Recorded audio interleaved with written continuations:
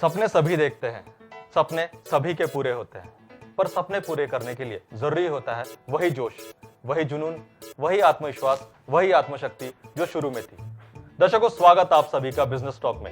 ये सफर है जीरो से हीरो तक का, और आज के इस सफर में हम आपको ले आए चंद्रपुर में। जी हाँ, चंद्रपुर जाना जाता है अपने पावर प्लांट्स के लिए, अपने सीमेंट फैक्ट्रीज के लिए।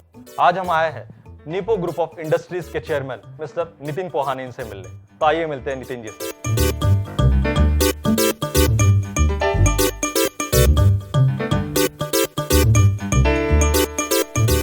Mister Nitin Pohane, chairman Nipo group of industries. 32 साल के नितिन पोहाने, इन्होंने अपनी नीपो इंडस्ट्रीज को भारत में ही नहीं बल्कि विदेशों में भी पहुंचाया है। नितिन पोहाने चंद्रपुर के पठानपुरा इलाके में रहते थे। उनके पिता श्री वसंतराव पोहाने, इनका सब्जियां बेचने का एक छोटा सा स्टॉल था। एक 8 बाय 8 के कमरे में 5 लोगों का परिवार उस समय रहता था। घर में पैसे की कमी थी, पर माता पिता, इन्होंने नितिन और उनके दोनों भाइयों को शिक्षा से वंचित नहीं रखा। पिता को व्यवसाय में बचपन से ही देखकर नितिन जी ने खुद भी बड़े होकर बिजनेसमैन बनने की ठान ली थी। 9वीं कक्षा में टूथब्रश और बैग्स बेचकर उन्होंने अपना पहला व्यवसाय शुरू किया। उसके बाद acupuncture exercise products, computer institute, computer trading, computer manufacturing, water purifier manufacturing और अब इंडस्ट्रियल मशीनरी प्लांट्स, ये बिजनेस शुरू किया। नितिन पोहाने, इन्होंने आज कई युवक और युवतियों को रोजगार दिया और उन्हें खुद की इंडस्ट्री भी शुरू करके दी। नितिन पोहाने जी एक सक्सेसफुल बिजनेसमैन होने के साथ साथ एक समाज सेवक और समाज सुधारक भी है। व्यसन मुक्ति, नशा मुक्ति से चंद्रपुर और पूरे भारत को मुक्त करने की सोच नितिन जी की है। नितिन जी ने चंद्रपुर में कई सामाजिक संगठनों को मदद की।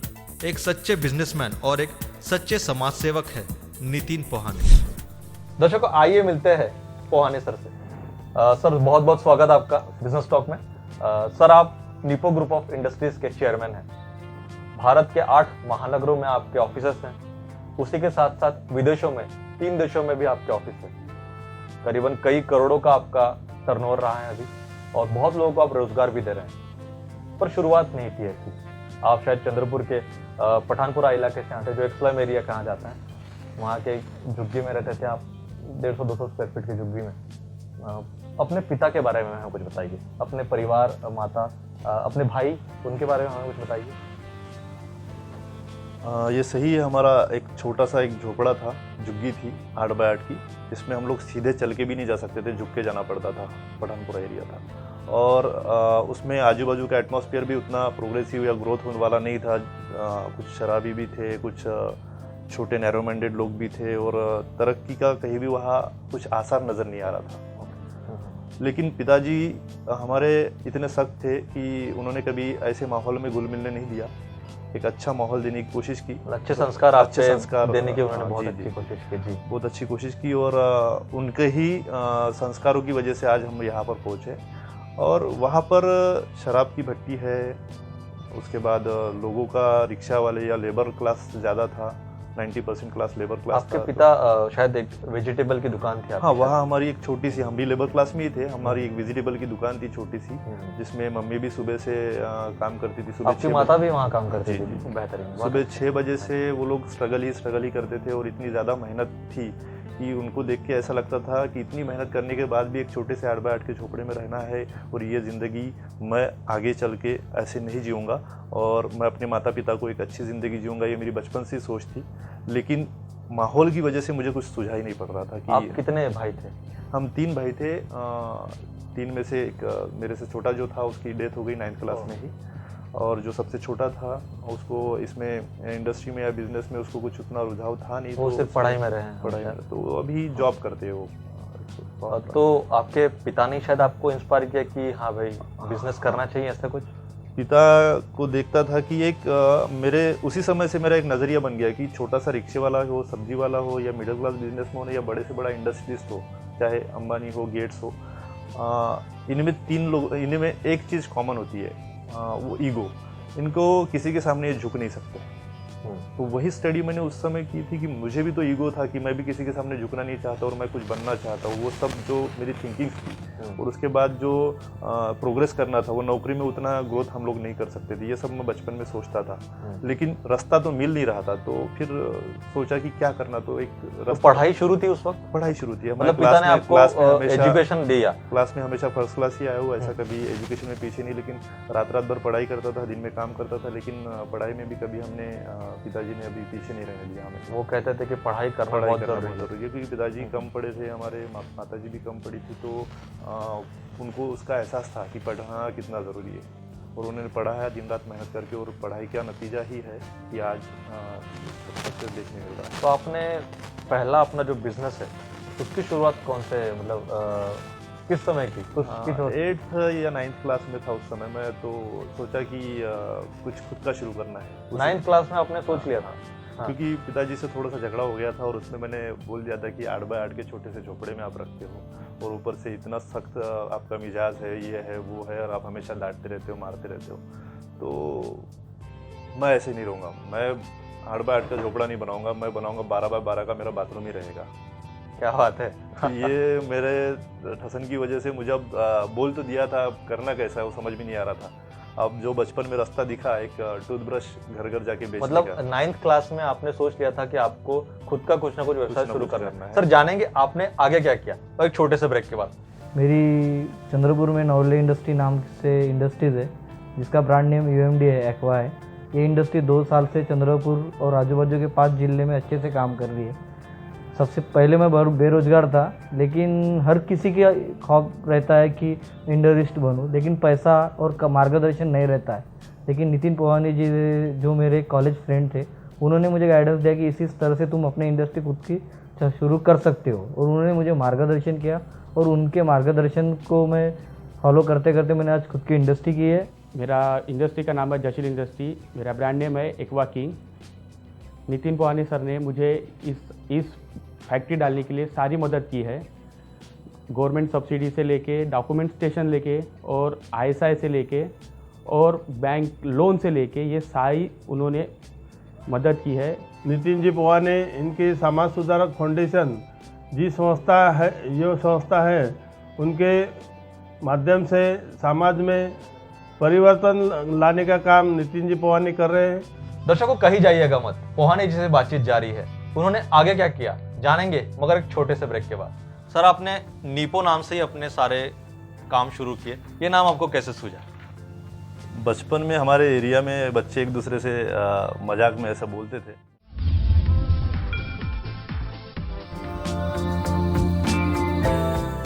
दर्शकों ब्रेक के बाद आप सभी का स्वागत।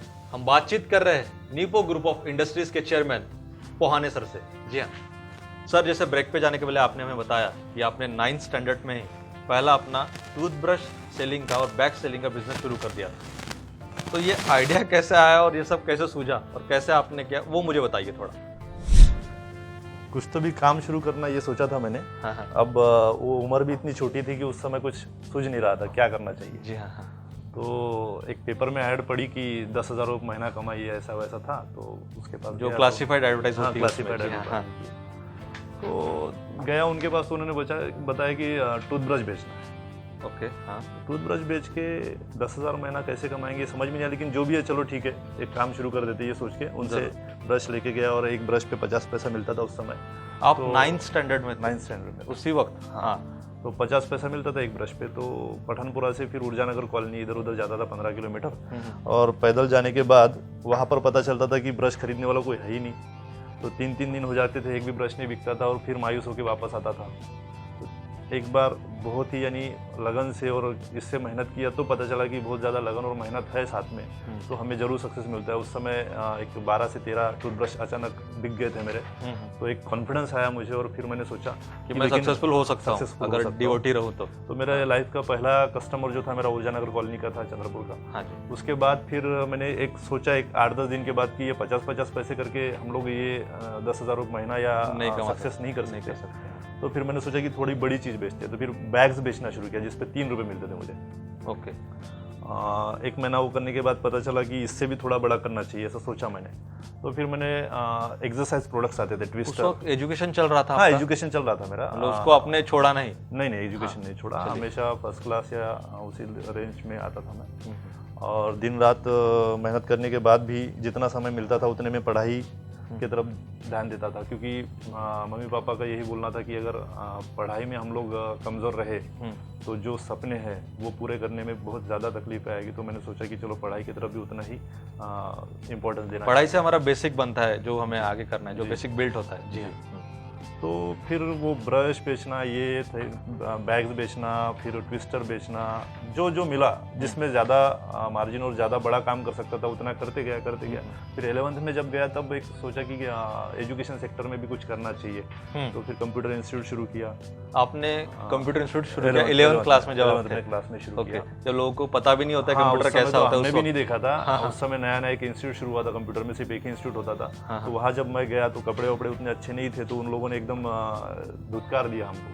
अच्छा। 7-8 दोस्त थे हम लोग कॉलेज के कि इंस्टीट्यूट में एडमिशन लेंगे, उसी बहाने कंप्यूटर भी देखने को मिल जाएगा, ये सोच के गए थे। जबकि हमारे पास पढ़ने की भी फीस नहीं थी, लेकिन एक क्यूरियोसिटी थी कि कंप्यूटर कैसा रहता है, कंप्यूटर क्या होता है जानने की। लेकिन जब उन्होंने इंसल्ट करके बाहर हकाला हमको सबको, तो मुझे वो बात बहुत दिल पे लगी और मैंने एक डिसीजन लिया कि 15 दिन में खुद का इंस्टीट्यूट शुरू करूंगा। मतलब उसके अगेंस्ट आपने सोचा कि अभी तो खुद का ही डाल शुरू तो करना उस समय है। तो जी। 5 रुपये भी जेब में नहीं थे, लेकिन सोच तो लिया था। तो उस सोच के पीछे काम किया और माँ पापा के संस्कार ही थे कि 15 दिन में सही में हमारा कंप्यूटर इंस्टीट्यूट शुरू हुआ। और 4-6 महीने जाने के बाद पता चला कि ये भी बहुत ज़्यादा ग्रोविंग काम नहीं है, जिसमें बहुत ज़्यादा ग्रो अप नहीं हो सकते। तो मैंने फिर कंप्यूटर की ट्रेडिंग भी शुरू कर दी। मतलब कंप्यूटर बेचना? हाँ, कंप्यूटर बेचना शुरू किया। जी हाँ। फिर 1-2 साल में ही कंप्यूटर का खुद का मैन्युफैक्चरिंग शुरू किया आईटी प्रोडक्ट्स में। ये assembling किस वक्त की बात है, किस समय की ये बात? 98 की बात है। 98 में शायद कंप्यूटर की क्रांति आ ही रही आ ही थी। जी रही हाँ, थी, जी। लोगों में उत्सुकता भी बढ़ रही थी, तो लोग खरीद भी रहे होंगे। हाँ, तो उस उसके समय बाद रेट भी काफी में 1,60,000 का एक कंप्यूटर आता था उस जरूर समय। जरूर।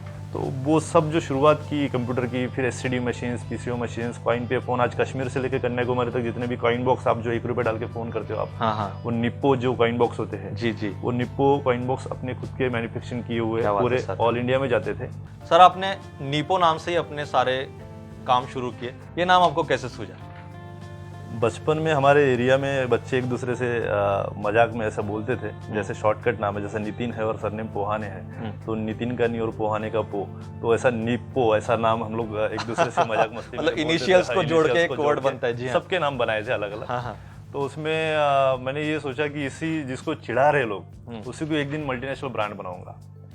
और उसमें वो सक्सेस भी करके दिखाया। आपको पता है कि जी जी, नीपो अच्छा खासा नाम आप नीपो ग्रुप कमा चुका है। यूएस, न्यूजीलैंड, चाइना, ऐसी कोई कंट्री नहीं है जहाँ अपना नाम नहीं है। तो वो बहुत बड़ी उपलब्धि है मेरे लिए कि उसी चीड़ को मैंने उस लेवल पर, लेकिन रजिस्ट्रेशन जो किया उसका, वो नेशनल इनोवेटर्स प्रोफेशनल ऑर्गेनाइजेशन, यानी हमें हमेशा ऐसा लगता था कि कोई तो भी किसी की कॉपी नहीं करना है, कुछ नया खोज करनी है, कुछ नई कुछ चीज़ इनोवेटिव invent नाम करना देना है, कुछ अच्छा नाम इन्वेंट देना है, करना productive है, नाम देना है। इनोवेटिव जी हाँ। प्रोडक्ट्स ही लॉन्च करना है मार्केट में।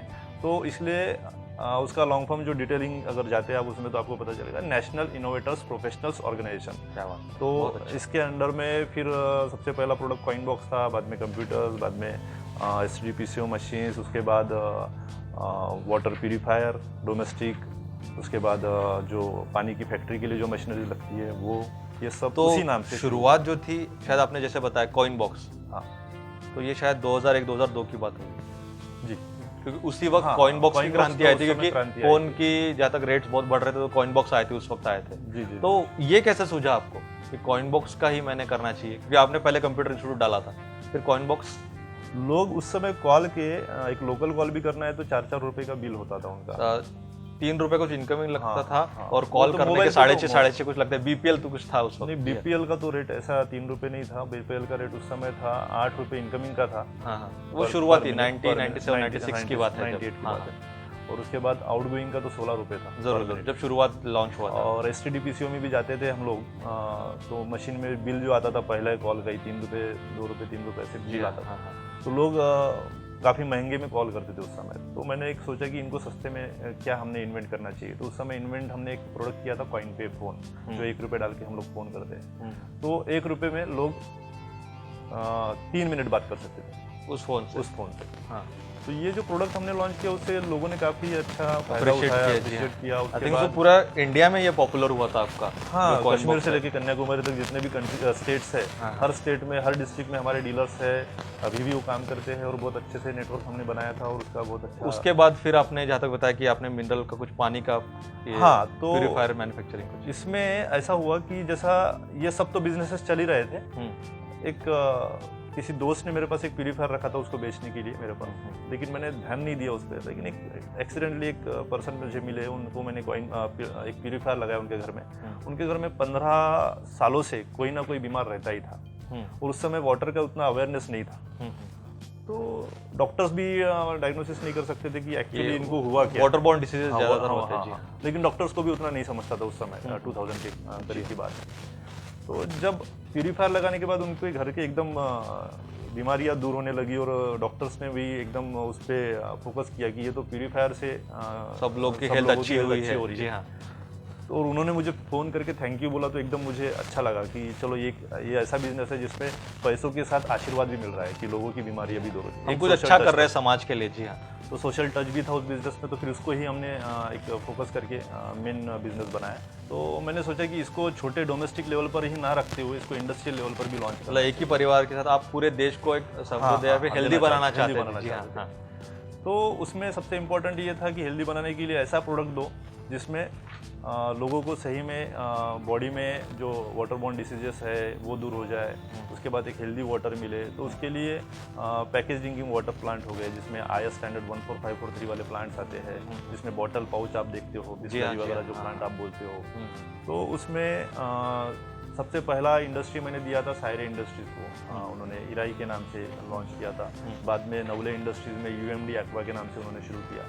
ऐसा करते करते आज 100 से भी ज़्यादा इंडस्ट्रीज मैंने डेवलप करके दी है। मतलब आपने इंडस्ट्री के जो प्लांट लगते हैं, जो मशीनरीज लगती है, उसका भी आपने इंडस्ट्री डाली। बिल्कुल बिल्कुल। जी हाँ। तो फिर ऐसा लगा कि सिर्फ लिमिटेड लोग ही इसका क्यों फ़ायदा उठा। तो ऐसे छोटे छोटे व्यापारी जो होते हैं, छोटे छोटे काम करने वाले जो बेरोजगार लोग हैं या छोटे छोटे लोग हैं, उनको खुद की इंडस्ट्री शुरू करने के लिए मोटिवेट किया। उसके लिए जो गवर्नमेंट की स्कीम्स है, PMEGP, prime minister employment generation programme, उसके अंतर्गत उनको सब्सिडी निकाल के दी गवर्नमेंट से। 9 लाख रुपए, 9.25 लाख रुपए उनको कैश सब्सिडी मिलती है, वो स्कीम्स करवा के दिया। उसके बाद CGT MSC एक स्कीम है गवर्नमेंट की ओर, जिसमें credit guarantee trust for micro and small enterprises होता है। तो वो स्कीम्स उनको without guarantor, without mortgage loan मिलता है उनको। ये सब काम उनको गाइडेंस देना, उनको मोटिवेट करने के बाद गाइडेंस देके, उनको हेल्प करके, उनको एक इंडस्ट्री शुरू करके वो मार्केट अवेलेबिलिटी देना, मार्केट अवेलेबिलिटी देके उनको प्रॉफिट ऑफ मार्जिन कैसे कमाते उसका ट्रेनिंग देना प्रॉपर। मतलब टोटली एक जीरो इंसान को एक अच्छा सेटअप डाल के देना। मेरा तो हो गया। जी हाँ। लोग उससे जैसे सोचते कि मेरा तो हो गया, अब क्या करना है, लेकिन मैंने थोड़ा सा उस सोच को बदला और मेरा तो हो गया, अब सबको करना है। जी हाँ। ये सोच के आज हर किसी को उस लेवल पे ला रहे हैं कि इंडस्ट्रियलिस्ट बने और सेल्फ एम्प्लॉयड बने अच्छे लेवल पे। अगर सब लोग नहीं आएंगे तो जो मेरा सपना है $1 वो पूरा नहीं होगा, क्योंकि इंडस्ट्री बढ़ेगी तो एक्सपोर्ट बढ़ेगा, एक्सपोर्ट बढ़ेगा तो बाहर का पैसा हमारे पास आएगा, बाहर का पैसा आएगा, करेंसी वैल्यू बढ़ेगा। मतलब आपके आगे फ्यूचर प्लान्स भी बहुत है। हाँ जी सर, जानेंगे आपके फ्यूचर प्लान्स मगर छोटे से ब्रेक के बाद। Thank you. दर्शकों, कहीं जाइएगा मत, पोहाने जिसे बातचीत अभी भी जारी है। देखते रहिए आवाज इंडिया TV। $1 = 1 रुपीज, ये आप सोच रहे हैं करने का, जो आज के डेट में तो पॉसिबल लग रहा नहीं, क्योंकि 60 के क्रॉस हो चुका है $1। तो आप क्या सोचते हैं, ये कैसे पॉसिबल होगा?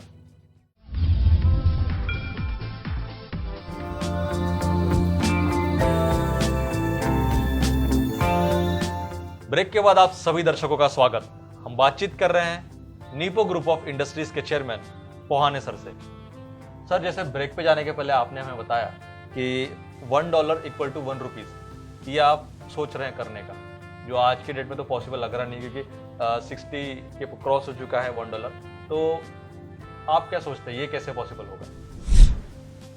सबसे पहले तो हमें हमारे जो इंपोर्ट है उस पर कंट्रोल करना पड़ेगा और एक्सपोर्ट पे ज़्यादा जोर देना पड़ेगा। मतलब जो विदेशों से जो माल हम मंगाते हैं, हाँ, उसमें पैसा हमारा करनी पड़ेगी। जी। और उसमें एक्सपोर्ट अगर बढ़ाना है तो सबसे पहले लोकल लेवल पर इंडस्ट्रीज की तरफ ज़्यादा ध्यान देना पड़ेगा। जब मैन्युफैक्चरिंग बढ़ेगा, प्रोडक्शन बढ़ेगा, तो ऑब्वियसली हमें पूरा मार्केट मिलेगा बेचने के लिए। तो प्रोडक्ट रहेंगे, ज़्यादा से ज़्यादा मैन्युफैक्चर तैयार होंगे, ज़्यादा से ज़्यादा प्रोडक्ट्स तैयार होंगे, तो उसको हम लोग एक्सपोर्ट कर सकते हैं। मतलब जो चीज़ें आज भारत यूज़ कर रहा है, हाँ, वही चीज़ अगर भारत में ही बनी तो हमें बाहर से मंगाने की जरूरत नहीं पड़ेगी। बिल्कुल और बिल्कुल। भारत का वैसा भारत में यूज होगा ऐसा आप कह रहे हैं? जी जी जी, ओके। हाँ। तो इसी सिलसिले में इसीलिए आपने सभी को रोजगार देने का आप सोच रहे हैं? जी जी जी। और जितनी इंडस्ट्री अभी है उतनी काफ़ी नहीं है, तो मतलब इंडस्ट्रीज बढ़ाना पड़ेगा। और इंडस्ट्रीज बढ़ाने के लिए मैंने और एक फर्म शुरू की है, कंपनी शुरू की है, निप्पो सिस्टम्स, जिसमें ट्रेनिंग एंड डेवलपमेंट कंसल्टेंसी की जाती है, जिसमें कि हम लोग जैसा एक छोटा सा पानठेले वाला हो या कोई भी छोटा सा पर्सन हो, उसको मोटिवेट करते हैं कि इंडस्ट्री शुरू करो, उससे ऐसा होगा वैसा होगा, तुमको एक अच्छी लाइफ जीने को मिलेगी। उसके बाद उसको मोटिवेट करने के बाद ट्रेनिंग देते हैं कि कैसे हम लोग उस सपने को पूरा कर सकते हैं। ट्रेनिंग देने के बाद प्रॉपर गाइडेंस उसको दिया जाता है और फॉलोअप दिया जाता है रेगुलर। और उसके बाद उसको एक इंडस्ट्री शुरू होने के बाद मार्केट अवेलेबिलिटी करा के दी जाती है। मार्केट अवेलेबल होने के बाद उसको फिर उसमें प्रॉफिट कैसे गेन करना, 1 की 10 इंडस्ट्री कैसे बढ़ाना, 10 की 100 कैसे बनाना इंडस्ट्री, ये सब हम लोग सिखाते हैं। जरूर। और ऐसे कई सारे लोगों को हमने अब तक तैयार किया हुआ है, और अभी फ्यूचर में भी हम लोग ऐसे कई सारे इंडस्ट्रीज बनाएंगे। यानी 1000 रास्ते हैं $1 = $1 करने के लिए, लेकिन उसमें से पहला रास्ता हमने ये चुना है। उसके बाद इंटरनेशनल प्रोफेशनल फेडरेशन और एक हमारी ऑर्गेनाइजेशन है, जिसमें वर्ल्ड की 65 इंडस्ट्रीज हम लोग उसमें एक होते हैं हर 2 महीने में एक बार।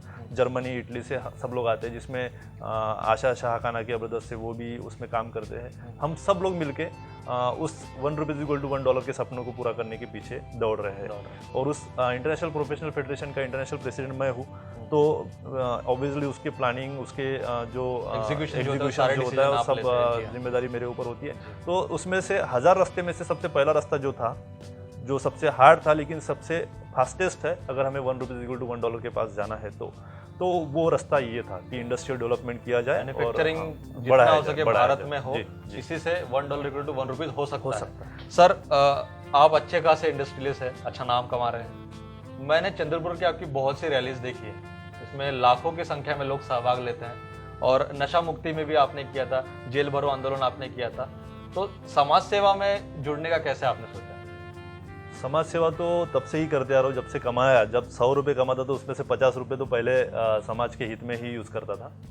लेकिन जब पता चला कि जब तक हम लोग पूरी तरह से उसमें अपने आप को सहभागी नहीं करते, हम लोग उसको अपने आप को उसमें डालते नहीं है, तब तक उसको 100% एक रिजल्ट नहीं मिलेगा।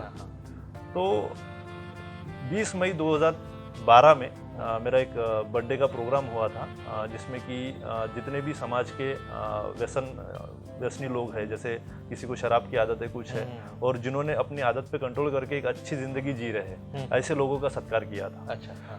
तो पहले तो सिर्फ चंद्रपुर में किया था। अभी 20 मई 2013 में पूरे ऑल ओवर इंडिया में, बॉम्बे, दिल्ली, हैदराबाद, हर जगह मेरा वो बर्थडे का प्रोग्राम उन लोगों ने सेलिब्रेट किया था, सभी मेरे कार्यकर्ताओं ने। बहुत अच्छा। तो ऐसे समय में मुझे ऐसा लगा कि ये सिर्फ चंद्रपुर, हैदराबाद, दिल्ली, मुंबई या पूरे इंडिया में नहीं, पूरी दुनिया में ये काम होना चाहिए। क्योंकि एक्सीडेंट होने के बाद उसको दवाखाना पहुंचाने के लिए, हॉस्पिटल पहुंचाने के लिए पूरा गांव आ जाता है, लेकिन एक्सीडेंट, उसको समाज सेवक भी बोलते हैं जो ऐसा काम करते हैं। नहीं, समाज सेवक उनको कहते हैं। लेकिन एक्सीडेंट ही नहीं होना चाहिए, इसलिए शराब पी के गाड़ी मत चलाओ, रास्ते के लेफ्ट साइड से चलो, 80 के ऊपर स्पीड मत रखो, ये सब सिखाने वाले जो होते हैं उसको समाज सुधारक बोलते हैं। और ऐसे कई सारे समाज सुधारक हमारी समाज सुधारक फाउंडेशन में तैयार हो चुके हैं। तो ये जो काम मैंने शुरू किया था, इसका एक सिर्फ सोशल एक्टिविटी के रूप से ही शुरू किया था, लेकिन उसको बहुत बड़े लेवल पर करना बहुत ज़रूरी था। क्योंकि जितने भी क्राइम होते हैं, आज दिल्ली में रेप केस आप देखोगे तो उसके क्रिमिनल्स जो है, उनको अरेस्ट करने के बाद पता चलता है कि उन्होंने शराब पी के ही क्राइम किया है, करके ड्रग्स और कुछ लेके ही वो करते तो मर्डर भी होता है तो शराब पीने के बाद, या ड्रग्स एडिक्टेड लोग हैं वही करते हैं, क्योंकि अनकॉन्शियस माइंड होता है, सेंसलेस पर्सन होते हैं वो, और उनको पता नहीं चलता। और बाद में जब नशा उतरता है या जब क्राइम हो जाता है, तब उनको पछतावा आ रहा है, ऐसा वगैरह वो बोलते हैं। लेकिन अगर उनको हमने शराब से दूर रखे और पहले से उनको ऐसा कुछ करने ही ना दिया जाए, तो शायद बहुत सारा क्राइम्स हम लोग कंट्रोल कर सकते हैं। जब मन कंट्रोल में होता है, माइंड कंट्रोल में होता है। और उसके लिए हमने एक्टिविटी भी शुरू की है। जैसा जब बच्चे कॉलेज में जाते हैं तो उनको बचपन से पंठेले पे कोई सिगरेट पीते हुए, शराबी, ये वो सब दिखते रहते लोग, तो उसको एक क्यूरियोसिटी होती है कि ऐसा कैसा ये कर रहे हैं। बड़ों को ही देख के बच्चे सीखते हैं। तो जब एक बार कॉलेज में जाते हैं और बाद में इनको शौक लग गया तो उनको बाहर निकलना बहुत मुश्किल है। लेकिन अगर हमने बचपन से उनको वो आदत लगने ही नहीं दी, जो दिखने ही नहीं दे ऐसे सी। हाँ, तो जी उसके लिए हमने क्या किया, जैसा ब्लैक बोर्ड लगा हुआ है, उसके इधर भी जगह है, स्पेस है, इधर भी स्पेस है। तो बचपन से ही, पहली क्लास से ही बच्चे के सामने 24 घंटे, जो 8-10 घंटा जो भी स्कूल में बैठता है, तो इधर खर्रे से या तंबाकू से या गुटखे से या सिगरेट से जो भी कैंसर वगैरह होता है, ऐसे एकदम डेंजरस ऐसे पिक्स वहाँ लगे हुए थे, और उसमें नीचे लिखा होता है कि गुटखा या शराब या इससे ये सब होता है। और दूसरे साइड में अल्कोहलिक एडिक्टेड लोग जो होते हैं, उनकी दुर्दशा उसमें दिखाई जाती है। तो बच्चे जब बचपन से कंटिन्यू उसको 24 घंटे देख रहे हैं, दिन भर देख रहे हैं, तो जब बाहर निकलेंगे तो उनके दिल में वो दहशत रहेगी कि हमें ये काम कि मुझे इससे दूर रहना है, तभी मैं हेल्दी रह सकता हूँ और मैं अच्छे लॉन्ग लाइफ जीऊंगा। तो ये सब एक्टिविटी जो है वो समाज सुधारक फाउंडेशन के अंडर में हम लोग करते आ रहे हैं। अच्छा, तो आपने बहुत सी बड़े बड़े आंदोलन किए, रैलीज भी की है, मैंने देखे हुए हैं। सर, आप अच्छे खासे इंडस्ट्रियलिस्ट हैं, समाज सुधारक है और लोगों को अच्छा जीवन जीने के लिए प्रेरित कर रहे हैं, पर भारत में कई जगह तक आप पहुंच नहीं पाए, कई यंगस्टर हैं जिनको मार्गदर्शन की जरूरत है, तो आप उनको क्या संदेश देना चाहेंगे हमारे टीम की तरफ से? हेल्दी और वेल्दी लाइफ जीना ज़रूरी है अगर हमें अपने देश की तरक्की करना है। और हेल्दी और वेल्दी लाइफ के लिए सबसे पहले, हेल्दी लाइफ जो है वो आप किसी भी नशे से दूर रहेंगे तो एक अच्छी हेल्दी लाइफ जी सकते हो। उसके बाद वेल्दी लाइफ के लिए हमें जो हमारा सपना है, आप सबका भी वही सपना होना चाहिए, 1 रुपीज़ = $1, दुनिया की बराबरी में हमें चलना है, दुनिया से आगे जाना है। तो एक ऐसा भी दिन आएगा जब 65 रुपीज़ जो है उसकी जगह पे $65 होंगे और ₹1 रहेगा।